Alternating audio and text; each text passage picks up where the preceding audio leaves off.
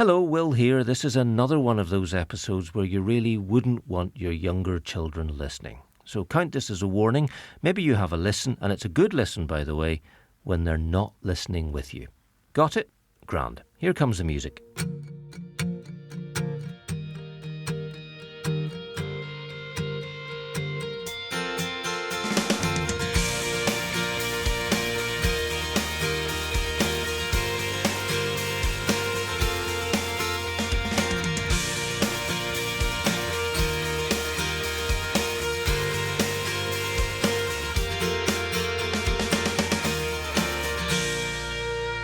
Hello and welcome to the Commission Files. I'm Will Leach and we're recording at Commission Christian Radio in Dundonald outside Belfast. And this time we're thinking about the younger people in our society, the choices they make in their relationships with each other and some of the influences that can direct those choices. Yes, we're talking relationships and sex education. Youngsters, their parents, their carers, their schools, their communities, and we need to talk about it because it's important and it's nuanced. In an age of global information, as most of us have now learned, much of that information available is good, some is made up, some is nonsense, some of it is just plain wrong, some of it is designed to damage us. And our young people have to navigate it all in their own lives, in a way parents, carers, grandparents, teachers mostly never did. Boy, do we need help. And we've got some. Let's welcome Judith Cairns, the Chief Executive of Love for Life, who knows all about this. Judith, welcome. Welcome to Commission. Thank you, Will. Who are Love for Life? What do you do? Well, Love for Life is a Christian organisation, and in a snapshot we deliver holistic relationships and sexuality education across schools, community organisations, churches in Northern Ireland. We've been in existence since 2002 and have grown steadily in that time, and just delighted to be doing the work we're doing. So you will hear a term often called RSE. Mm-hmm. What is it? So that stands for Relationships and Sexuality Education, and it's actually on our curriculum in schools. There are key content areas that need to be covered across the curriculum areas, and I mean relationships impact all of us and impact us every day, and it's a gorgeous opportunity to be able to teach about relationships across the curriculum. It doesn't need to be in a little box, or in the biology box. It doesn't need to be typically in there. It can be across a number of subject areas. It's on our curriculum in schools, and it's just great that young people get the opportunity to explore these issues. You're a Christian organisation. The Bible says certain things, and often society disagrees with what the Bible says. That's a circle to square for you. Yes. So how do you go about it? Well, it would be important to note that in our role in schools as a Christian organisation, all of our programmes are inspired by that worldview, but we are not teaching what Christians believe in schools. We very much want to support the ethos of school and to support the young people who are before us, many of whom would not share our beliefs or faith. But we believe that what we bring to the mix is a unique approach to RSE, one where we encourage young people to think through how their values matter, what their beliefs say about the content given. So while we're not teaching what Christians believe, we are giving young people space to consider how their beliefs impact the information they're getting. So you're right, a lot of our beliefs aren't held across culture, but it doesn't mean that we can't hold those and we can't share information in a way that is helpful to young people to help them explore meaning, value, purpose. Culture is not really asking these questions of our young people.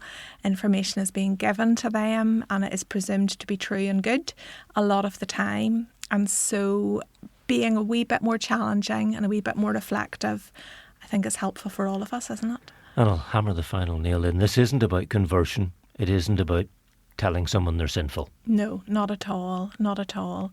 We want to open up the conversation. And in this context, our place and the space that we hold, we are respectful of all young people and of all beliefs. And that is a tricky thing to get our heads around, because we are not compromising what we believe, but we are respectful of the place that we hold in schools and in our education system.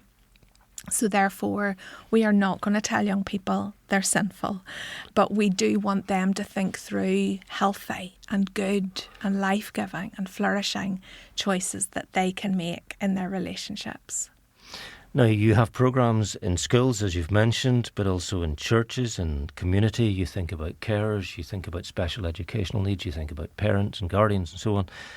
Let's start with schools. Mm-hmm. You mentioned that what you teach is part of the curriculum. So there's things that you are bound by, things you have to do, presumably. Mm-hmm. Yes, that's correct. So there is a number of key elements and key content areas and learning intentions that are in the curriculum throughout all age groups.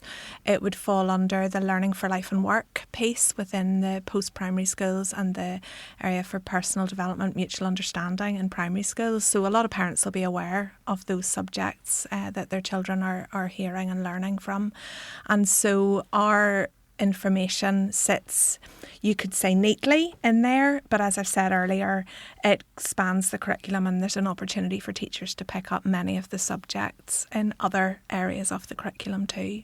Do schools like you being there? I would say the evidence suggests yes. We are consistently invited into schools and invited back into schools, and that word invite is key. You know, schools, we offer our programmes as a resource to schools, and schools willingly invite us in to speak to their pupils. And we are growing in the impact that we have there. Schools consistently bring us back in to speak to their pupils. And then we provide teachers with lesson plans and further resources to continue the conversation beyond the programmes that we deliver. There are people who have an idea of what an organisation like Love for Life is going to be like. Mm-hmm. And who's coming in to teach their child, and therefore are instinctively opposed to it. So I know you do sometimes get opposition where people say, we don't want the Christians teaching this to our children, we want other people. Do you get much of it? How do you deal with it? We do get some opposition, and I would say as an organisation we welcome questions and we welcome interaction and engagement. It is really important that parents understand what their children are being taught, and we welcome a parent who wants to understand. I would say that in culture we are quite quick to jump to a conclusion, and so we welcome that and we encourage an understanding and a seeking of understanding rather than somebody jumping to a conclusion and therefore closing the door. So I guess what frustrates me sometimes is a misconception. So there can be a misconception over because we are going to, and we're all guilty of it in some ways, but actually I really want parents to understand, to engage and to have the information that they need to allow them to make decisions about whether their children can be or should be involved in our programmes. So we make our information available on our website as freely as we can. You know, there's lists of what we cover and how we cover it and our approach to RSE, and we want parents to have that information. We want teachers to be informed of what we're going to cover. We strongly encourage the teachers need to sit in our programmes so that they can be part of it, but so that they can pick up conversation beyond us being there. We want to be open and transparent about what we're covering, and we want parents and teachers to be informed and equipped to continue the conversation at home. You must have reassured a lot of parents at times. Is that? Oh, that's fine then. Yeah, we have. And as I say, phone calls can come in and a parent can be initially cautious, and actually in talking through and in giving them the information, quite often that is, they're reassured. And as I've said, we welcome those phone calls. Yeah. That we want parents to know, and we want parents to be engaged in these subjects, and we want young people to get great RSE. There's a difficult, obvious next question, but I have to ask it, which is, what about from within the church, from within Christian circles? Occasionally people must say, why aren't you teaching exactly what I think you should teach? Yes, we have navigated that road, and I understand that for some Christians, they think we have an opportunity, we're a Christian organisation, we're in a school, why would we not teach what the Bible teaches? Why would we not teach those principles? And it is a complex issue, and it is a challenge for us to hold a Christian viewpoint and worldview, but also to honour the place that we have in education. And we are carrying these values in. We're bringing life into the conversation. We are bringing so much hope to young people, and we're bringing choice, and we're bringing an opportunity for them to consider and for them to think through how they might respond. And so for some people who are Christians, they think we're missing an opportunity. And I would say if we did go down that route, we would not have the same level of impact that we are having in schools, and we would not have the same opportunity to present the programmes to as many young people as we are.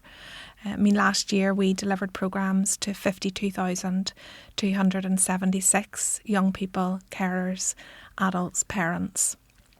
And simply those doors would not be open if we adopted a very specific, call it narrow focus.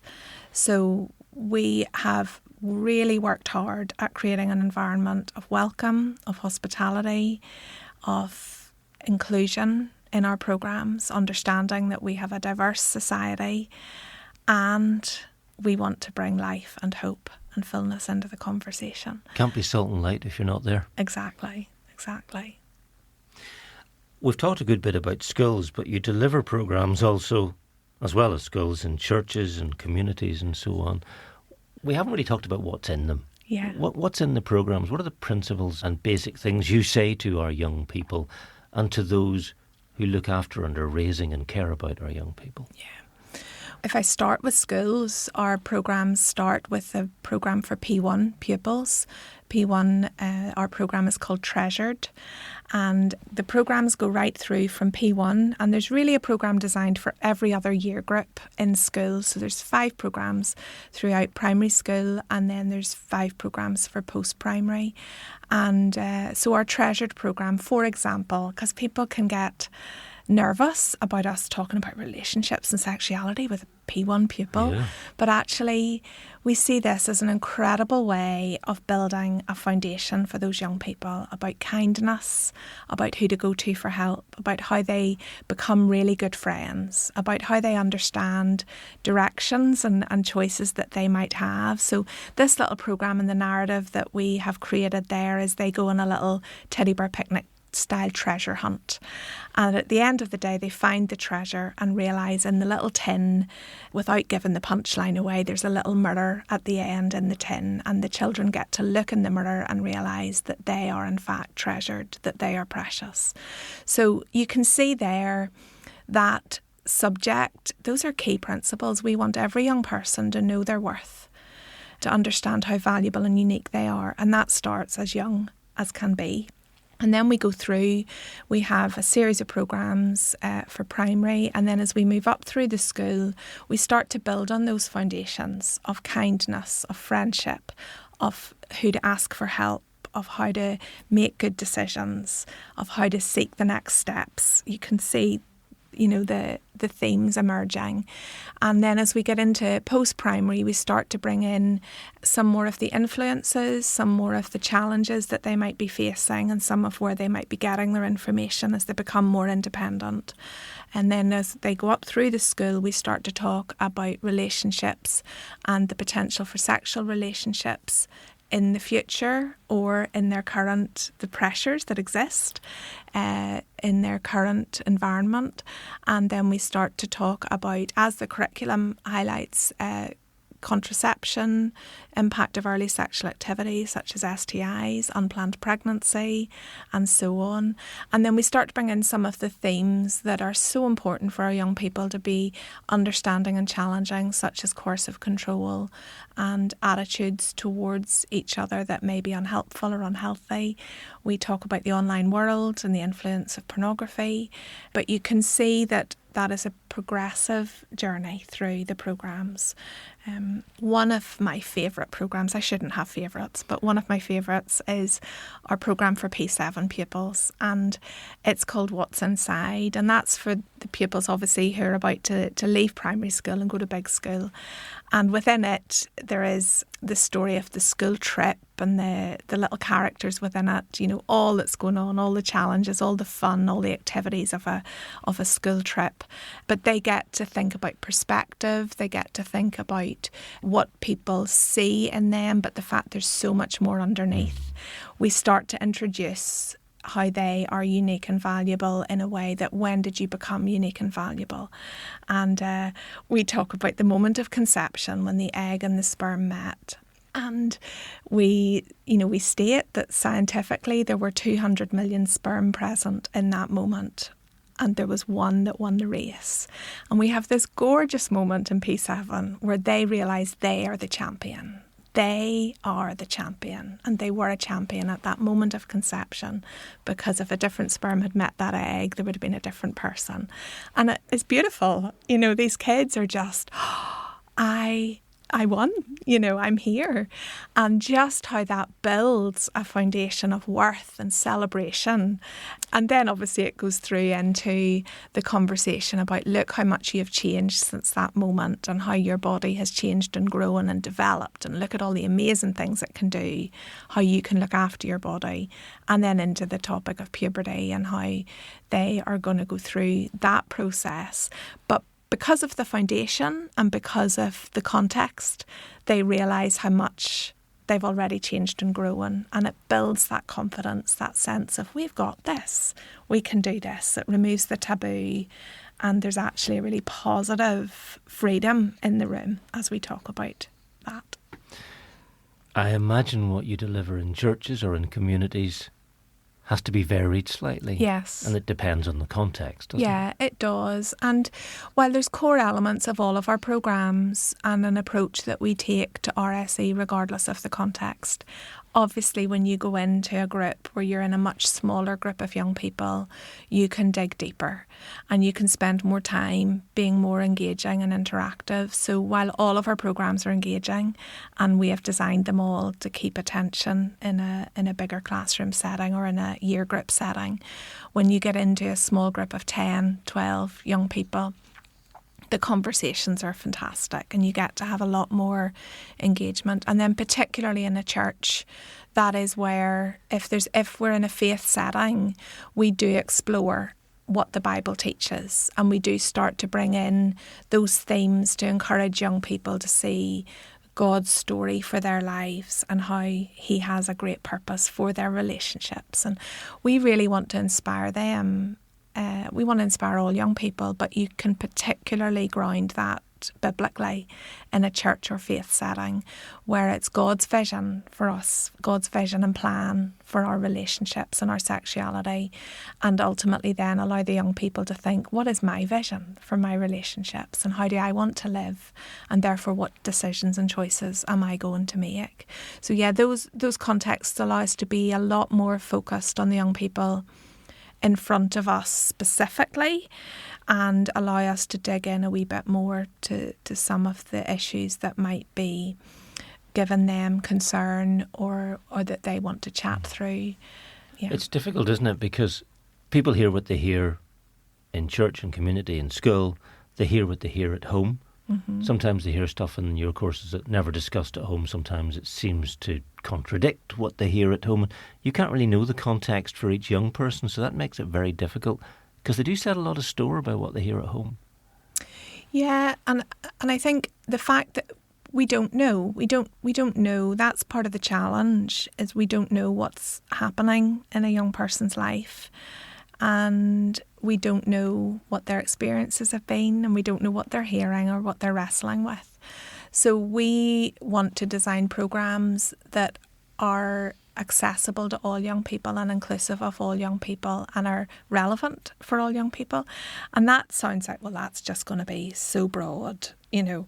But actually there's a lot of work goes into making sure that we really get across points that are really important for all young people.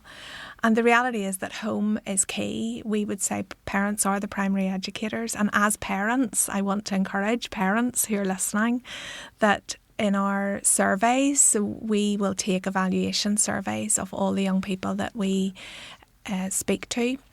In schools, they are invited to complete a survey if they're happy to do so. It's not a compulsory thing, but many of the young people do. And when we ask young people what are the major influences on the choices they make, yes, friends are in there, yes, social media and media influences are there, but family is the strongest influence. And actually, as a parent, I know there were many times when I looked and thought, they are not listening. They don't care what I think. But actually, if whoever is listening to this remembers nothing else, I want to really encourage parents that you have influence and that we can share what we want to share with our young people. We can have amazing conversations with our young people from no age right through. We can build a context where it's not the chat. It's a drip feed. It's an ongoing conversation. And you know what? We can look at culture and we can look at the media and roll our eyes, or we can take the opportunities because this subject is before us in a very overt way, and we can see it is giving us opportunities to ask questions, to challenge, to encourage our young people to think differently, to live differently, or at least to question what they're seeing. And is that good? Is that healthy? Is that normal? Is that appropriate? And back to that vision, does that meet with the vision that you want for your relationships and your lives? So home is just such an incredible place. And I would go further and say, as are our churches, and historically we haven't done brilliantly at talking about this well in church, and I want to see that grow, and I want to see that opportunity taken more and more positively and more willingly. It's a big issue to face up to that reality name it, though, isn't it? In the past, we've often been quite poor at this. Yeah. And hoped it was being done well without ever taking any steps to make sure it does get done well. Yes. You will have challenges, and they will be changing from the days when you and I were young, or when our kids were little, or when a lot of the people listening were little themselves, which in some cases could be quite some time ago. People talk much more openly now about issues that trouble them, or please them, or delight them. Issues of sexual orientation, gender fluidity, sexual activity which may have started then younger than a parent or guardian might have wanted. Is this class I'm going to go to at school pro-gay, anti-gay, anti-sex outside marriage, teaching kids they're sinful? We've covered some of this, but you have all those issues to deal with, and I'm sure young people bring them to you and ask those questions. Is this all right? Can I do this? Can I feel this? Is this normal? Is this acceptable? Some people would tell me no. Some people would encourage me. This is a minefield you're picking your way through, Judith. It is. It is. And our role in this, we want to create space for the young people. We want to have honest conversations about authentic relationships. And so we want any young person before us. Sometimes there's 100 young people before us, so naturally that is trickier to have those. We're not going to have individual conversations there. But what I love is that our team get to have those individual conversations and those small group conversations and the discussions that might be had in the various community or church settings. And we will then explore and will encourage a young person to think through. And depending on where they're coming from, we will continue to point back to what we believe to be true and good. So particularly in a church setting, we will come back to scripture, we will come back to what we believe God's vision for our relationships is, and we will point to that to encourage them to think that through. Different rules in the school, though. Yes. Yeah. And also I think you mentioned that so much has changed from we were young, and yet again in our parents' work I would encourage our parents to think back when we were young people. What did we need? We needed people who understood us, who wanted to understand our world, who wanted to listen to us, who thought, who were cheering us on. And actually, while the context and the culture might have changed, the needs of young people remain the same. And we understand that as adults. We still need it, don't we? Humans haven't really changed. No. And so No. there's a bit of it where we can look and go, I don't understand that. I don't understand that world, but let me try. But also I understand what I need, and we need to be loved. We need to be cared for and be understood and to be listened to. And we have an incredible opportunity to help parents and influencers do that well. You're listening to the Commission Files. Time for a quick break.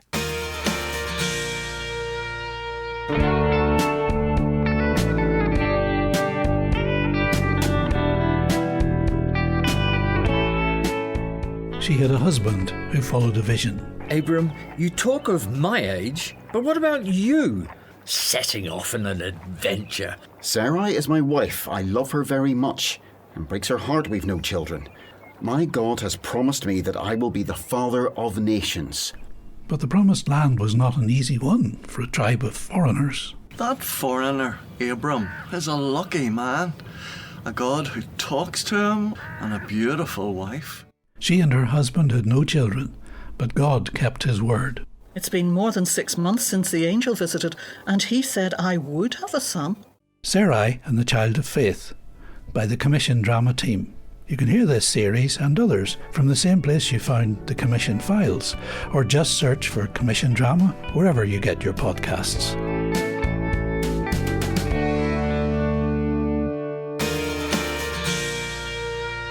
This is the Commission Files with Will Leach, and I'm chatting with Judith Kearns of Love for Life. There will be someone listening whose child or grandchild is at that age where they want a phone. And immediately they're thinking, oh, what are they going to see on it? And unless the situations are carefully managed and handled, as curious young people, they're going to be encouraged, or even if they're not, they're going to come across pornography on the internet where people can find it easily. So how do you teach children about dangers like that when at an age where they're voraciously curious and dealing with new feelings and don't know questions they want to know the answer to, so they look up how they might get the answer to that question and get answers to questions they were never going to ask? Yeah, there's a lot in that question, Will. So first of all, the issue of a phone, I think it is important that we realise, I mean, my goodness, I love the fact that my children had phones, at school. I was able to keep in touch with them. They were able to keep in touch with me. There's such joy as they do communicate with me. And it's home ec. I haven't brought me ingredients. No. That was the one I always got. Well, there's lots of ways that we use it, isn't there? So there's so much that can be positive. What I would say is, as parents, as we navigate this, it's really important that we know with the good will come the challenge, and that we are open-eyed about that we don't just hope everything will be okay, but that we actually help our young people to navigate this well. And so there would be, there is an opportunity in a young person getting a phone to actually have a conversation about what you may find, what you might do, how you might respond if you do. I would just say that we want to keep a conversation as open as possible at home, so that if a young person does find something that bothered them, if they're showing something that bothers them, that they know they can talk and they can share that and they can come and ask for help with that. We don't want to close the conversation down. We don't want to make it seem shameful or that they've done something wrong. We want to constantly leave it that they can ask for help. And it would be important. So to me, when you're giving, if you're giving, and you don't have to, there are many people that are encouraging a screen-free environment for our young people, a phone-free environment. And if that's the route you want to go down, of course, you can go down that route. But it's important that we realise where we're giving access to the good, there are also the challenges. But I would see that as an opportunity to name and pinpoint the challenges. So for a young person navigating that, thankfully there are a lot of restrictions that we can put on our phones, and there are lots of restrictions to accessing information online, but they are not fail-safe. If a young person wants to, even when you lock down your broadband at home, yeah, they're helpful, but they can't deal with everything. They will find a way. So it's important to me that we do encourage a young person to think through what they want to be using their phone for and how they want to be accessing it. And that sounds very simplistic, but actually some of this is about opening the conversation and putting things in place to help restrict, and potentially even by mutual agreement, this is what we're going to do, and putting things in to help our young people make great choices. We hear about stuff a lot, and you say you encourage youngsters to talk back to you. So if young people talk back to you, you're going to hear stuff. And we hear a lot more about the attitude of men, young men, to women and girls. We hear a lot of unhelpful terms like toxic masculinity. But in terms of just healthy, respectful, kind relationships, how do you even begin to make a dent when in the break, 3 guys, look at this guy's posted, and they think that's normal? How do you even begin to tackle that, Judith? Oh, I think we can all agree there's things in our culture and in the messages that we're hearing that are challenging and heartbreaking and sad. And they are having a massive impact on how we view one another. And how do we begin to make a dent? Well, we start to do something. We start from that young age, and our programmes are filled with ways of being a good friend, of how to show respect. So we're not just saying be respectful, but we're creating scenarios. So I mentioned our programmes, in our school setting, our programmes have 2 little characters and their friends that journey with the young people. They're called Oscar and Martha, and there's a range of friends that journey with them. And so we create scenarios where the young people can then explore some of these issues objectively. So it's not immediately, what are you doing? What should you do? It's, okay, Oscar's faced with this situation, and here's some of what is going on in that context. And whether that be he's been shown something on his phone, as happens in one of the scenarios, and he's not sure what to do, and there's a range of options available to him. And then we get the young people to talk through what they think the respectful, appropriate response is. So taking scenarios and exploring and unpacking is really important, and it allows that dent to be made, to start to think, well, what is healthy? So let's look at a context, let's look at a relationship. So what is good about this? What's challenging about this? What's challenging about how those young people have responded in the story, or our characters have responded? What could we learn from them? And it gives the young people an opportunity to start to think, actually, right enough, if that hadn't happened, it would have been much better. Or even things like consequences. We can all live in the moment, and we can all make decisions on a whim. But actually starting to think about where those decisions started, or the context that we might have placed ourselves in that might have made things easier for things to happen that we may not have intended, or harder to say no. We start to build those things in and give young people the opportunity to notice earlier on in a context or situation that they might be in. So I totally recognise, and I would want to make it, Love for Life has an incredible opportunity that I am so honoured that we get to deliver programmes to young people. But what we are doing, the young people tell us that it's helpful and they learn, and in our evaluations it is so strong that what we are bringing is helpful and good for them. But I would also say they need more.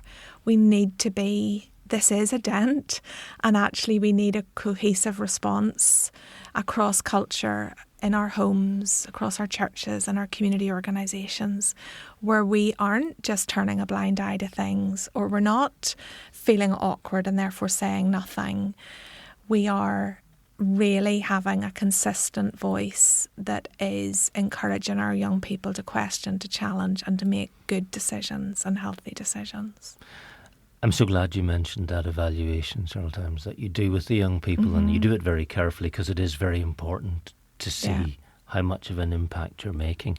And we've had our own shock moment here in the Commission Files. We looked with IJM at modern slavery and people trafficking. We heard with Flourish and I the story of a young woman who'd been trafficked to Northern Ireland and was rescued from horrible sexual slavery. And that made me realise there are people here. It's far too sanitised a term to use the word client, but there are clients here. There is a market, people who will pay. And we have to get real with what's in our society. So I'm delighted you're doing what you're doing with our young people. In a class, you must, and I'm thinking particularly with young men, but it may not exclusively be so, come across an attitude where you just think, irrespective of what the Bible teaches, society, anybody says that attitude is unhelpful. Can you push back? You must be able to push back on occasions where you think that's just plain wrong, what I'm hearing. Oh yeah, if there's something that we would see in a classroom or in a youth group, we will challenge, So, for example, consent is a big issue and is one that we really want our young people to understand. They need to know that if they are sexually active, consent must be given. And it's not, in a culture that can be blasé at times and can be encouraging young people to explore and to experiment.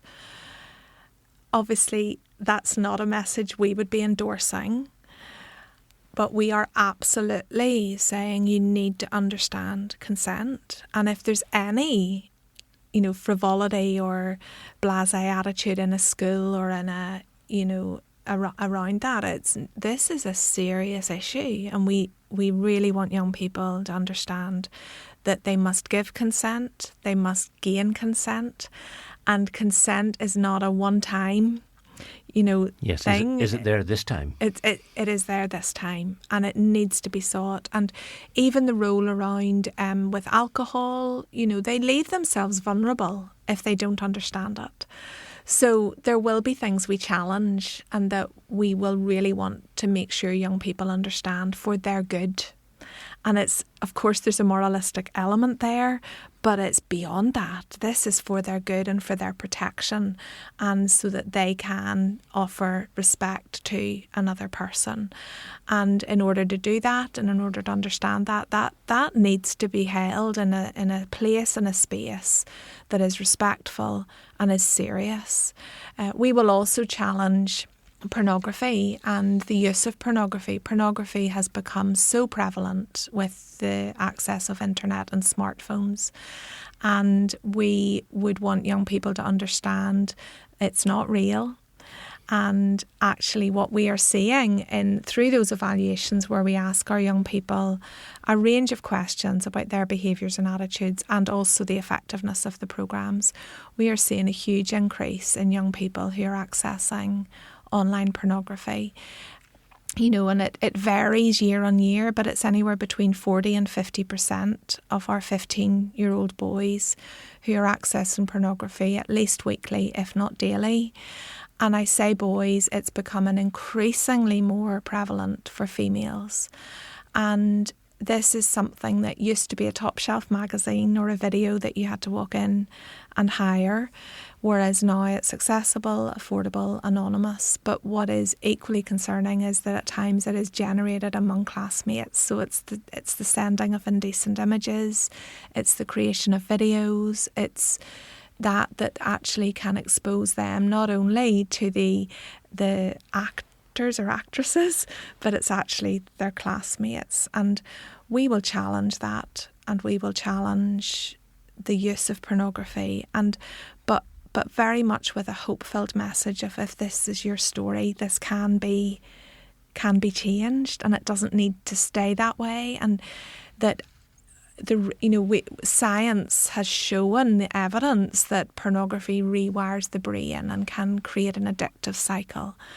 But we can change that. We can work with that. We can build healthy, positive attitudes and behaviours into our lives to overcome that. And we want young people to know, as with all of what we're communicating, just because this has been your story, it doesn't need to stay that way.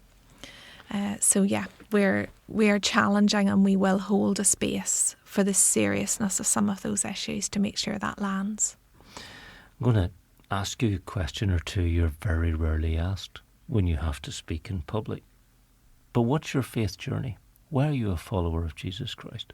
My faith journey, I grew up going to church, Sunday school, was very aware of God and his love for me. And when I was a teenager, there was a moment where I remember very clearly, I want to be a friend of Jesus rather than know about him. And that journey of wanting to be a friend of Jesus is one that has continued since that evening in my teens. Because we can know about God and know about Jesus, but I want to know him and I want to know his ways. And so that faith journey continued, and I am still on the quest to know him more and to become into a deeper friendship and love with him, for him. And just the overwhelming sense of what Jesus has done for me and the life that he has given me through his life and his death and his resurrection and what that means. And I genuinely believe that he brings fullness to our lives, and he brings a life of joy and a life of fullness. And on the other side of that, there are things that promise freedom and promise fullness that are empty. And so my quest for my own life, and for the reason I'm in this job, is because I really want people to understand their uniqueness, their value, their worth. And I want them to see the fullness of life that gives hope and a future, life that gives purpose, even when we can't see it. And my goodness, there are so many times where I'm like, what is going on? And yet I pursue that fullness because I believe it to be a promise of God. And part of being his disciple, part of being his follower, is to pursue his ways because they are good. And specifically in this area of work, when we talk about relationships and sex, quite often people jump to the things you can't do. And I consistently say, but if God has a no, it's because there's a yes that's being protected. There is a yes, there is a hope, there is a purpose. And let's trust that and lean into that. And we need to open those conversations up so that we understand the hope and the yes. You're in leadership. Mm-hmm. And you're in a job that we have explained over and over again in this chat that it's nuanced, and that sometimes there's opposition to be dealt with and people making assumptions which are just incorrect, but they're determined that they're right, and you have to deal with that graciously and so on. And given the pressure of being in leadership in a role like this, it makes me want to ask, who's looking after you? Who's supporting you? Who's encouraging you? Who's helping you on those days when you're thinking, goodness me, what is happening? I have incredible friends, and I have an incredible husband, and I have people around me who listen first and foremost, who will not try and jump in and try and fix things for me, but who will stand with me, who listen to me, who cheer me on, and who pray for me. And I have spaces and places with those people that we can talk about the tough stuff. We can share the things that have been challenging and hard. And I just think friendship is so key, be that friendship in our families, if we're married, and we can share that friendship and that deep sense of connection there. But also wider than that we can actually seek friendship and have people who we are sharing life with, not just fun with. And believe me, we share fun and we share great food, but we also share life and we share the challenges. And I'm also really thankful as an organisation. I have an incredible board of directors who absolutely catch the governance and their role with our organisation, but they are firmly supportive of me. And as a leader of an organisation that is the topics we carry, it's sensitive, I am so grateful for the wisdom around that table and for the the support and the challenge and the encouragement that team give me. If people want those programmes in their church, their community, their school, whichever context, how do they find you? How do they get in touch? So they can go to our website, loveforlife.org.uk, and they can just click in whichever category they find themselves in. And some people are in a number of categories. You know, they'll be a teacher, but they'll also be in a church. So there's all of our programmes are listed there with the age groups that they're relevant for and the topics that are covered within. And of course, they can email the office, and equally they can pick up the phone and have a conversation with one of our team who would be delighted to connect with them and take forward whatever would be best suited to them in their context. Is there a verse you go to when you want comfort, solace? Why am I doing this? Is there somewhere you go? There's one particular verse that has probably driven most of what I've done since I became leader of Love for Life almost 15 years ago, which is hard to believe. And that's 1 Peter 3:15. Part of that verse says, always be prepared to give an answer to everyone who asks you to give the reason for the hope that you have, but do this with gentleness and respect. And that ready to give an answer and a reason for the hope, but it is hope, but do so with gentleness and respect. And it's that being able to hold the hope, hold the truth, but be ready to be gentle with that and respectful of others. That's the driving force in how I go about what I do, I hope, and in the message that we try and bring to those in our communities who need it most. Judith, thank you so much for joining us on the Commission Files. There's been a lot of honest insight, and thank you very much for it. Thank you. You're welcome. Thanks to all of you for your company wherever you are. Thanks for clicking play. If you've just found us, do click subscribe so you don't miss an episode. You can also text us your thoughts from whichever podcast app you're using. We do read them all. If you're curious about Commission, there's our website, commissionradio.org. You'll find links to our YouTube channel, Instagram, Facebook and LinkedIn pages. And we'll be back soon. Bye.